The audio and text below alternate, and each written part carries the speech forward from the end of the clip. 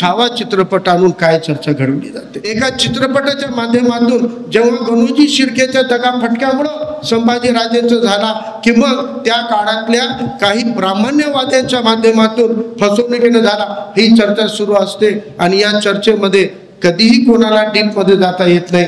खरं तर छत्रपती शिवाजी महाराजांचा इतिहास असेल, संभाजी राजांचा इतिहास असेल किंवा महाराणा प्रतापचा इतिहास असेल, जर या इतिहासामधला धर्म जातीचा तंटा याच्यात नाही जोडला तर इतिहास स्पष्ट आहे।